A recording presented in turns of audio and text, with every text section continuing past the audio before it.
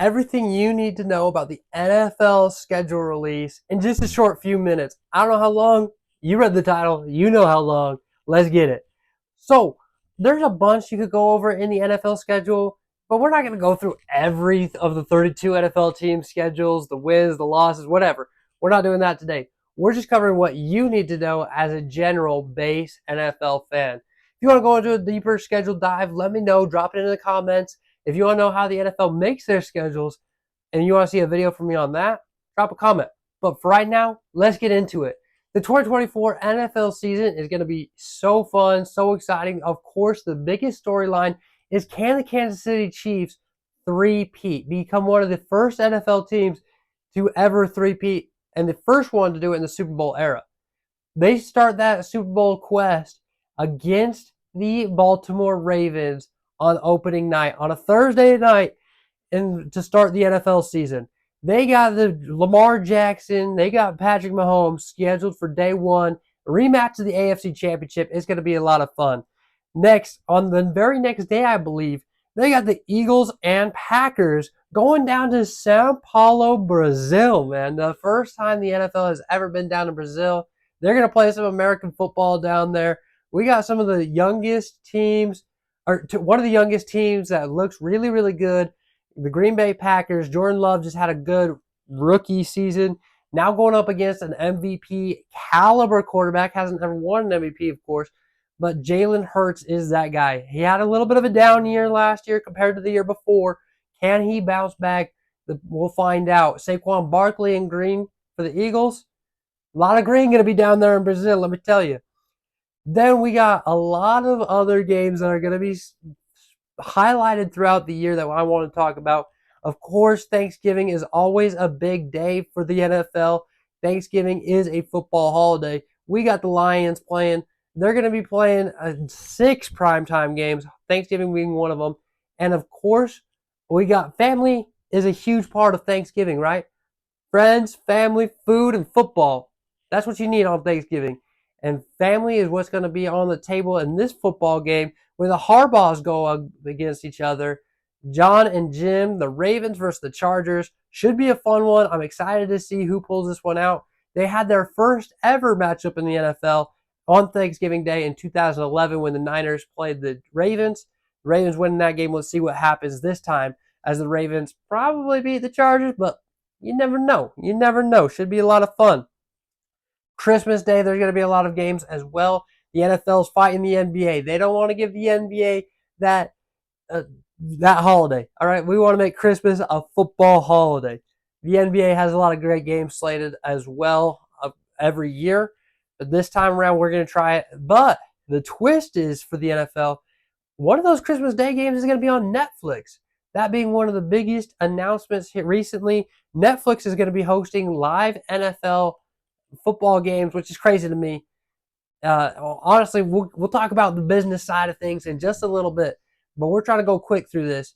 So we'll see. They're going to get a couple games on Christmas. I think they might get one more game throughout the year and another game in 2025 or 2026 based on the contract, but I don't know. We'll see. We'll see. What you think about football coming to Netflix? Some of my biggest takeaways is how hard of the strength of schedule is for the AFC North. They have 3 of their teams have a top 5 hardest schedule. The hardest schedule belonging to the Cleveland Browns, based according to NFL.com. It makes sense a little bit because the AFC North is so good. I mean, their worst team last year was the Cincinnati Bengals, who are only bad because of the injury plague just got the best of them. This year around, we're going to hopefully have a healthy Joe Burrow.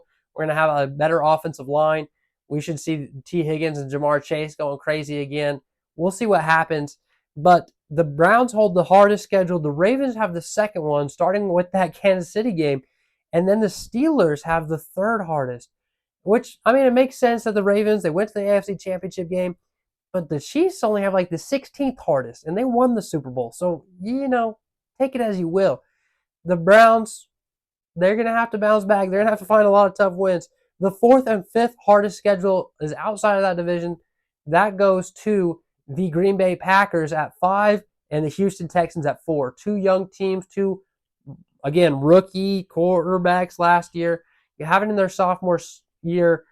Can they go and exceed expectations again? Because they did it last year. They exceeded everyone's expectations. Now they're going to have to be tested here in year 2.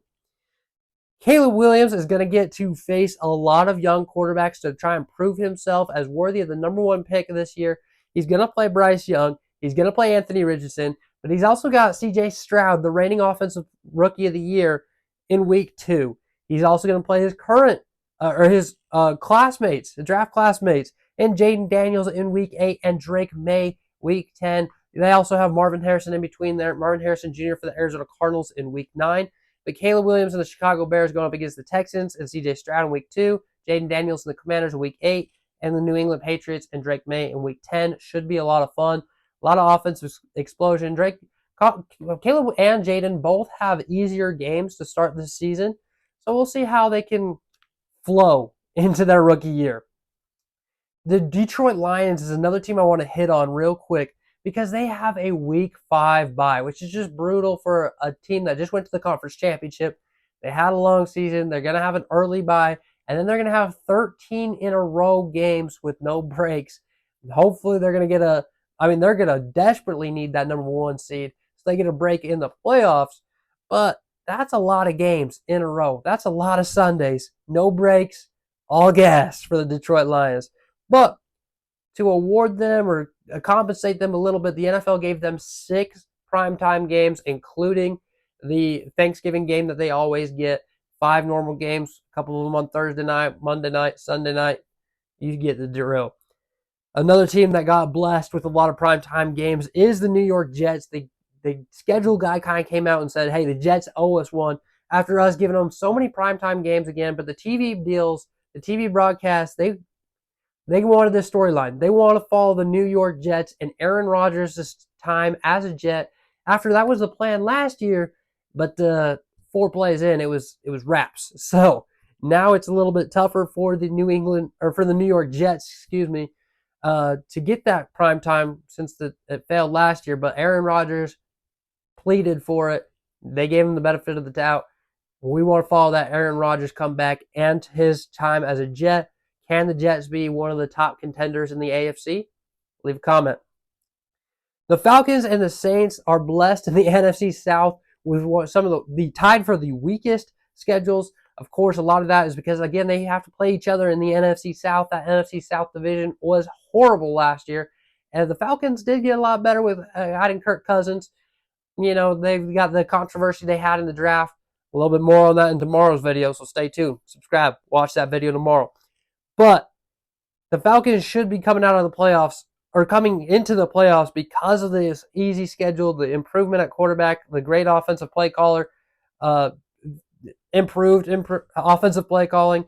But you get the deal. The Saints are also tied with that weak schedule. I don't know. The NFC South is just to blame, and the AFC North, the complete opposite. Great football up there. Now, the last thing I want to hit on real quick is the business deals, where you have so many different streaming services to catch NFL games on nowadays. It's racking up. It's getting expensive. I saw a post earlier today that if you wanted to watch every single NFL game, it would cost you around $800 just to watch it on TV. And that's including the $80 subscription to YouTube TV, the $360 for Sunday Ticket, the $5 a month for Peacock, because the Peacock game is holding the Brazil game, featuring the Packers and the Eagles, and then the Netflix games, and then, of course, the Thursday Night Football with Amazon Prime. So it is just racking up, man. It's getting insane. I'm not a fan of it. I get the NFL is trying to branch out. It's all about the money, right? We understand that. But it's getting expensive for us as fans, too, to keep up. So let me know your thoughts. Not a fan of the Netflix games. Not a fan of the Peacock games. It was a big uproar last year in the playoffs when the Kansas City Chiefs started their Super Bowl conquest against the Miami Dolphins, and the only way to watch it was on Peacock. People were upset. I wasn't happy. Did I fork over the money? Yes. But am I proud of it? No. Do I want to do it again? No. So come on, NFL, help your fans out. Help your fans out. I know you got to get your money, you got to get your bag, but this is getting a little much. So let me know what your thoughts are on this schedule release. Hopefully this was quick enough. I appreciate the love.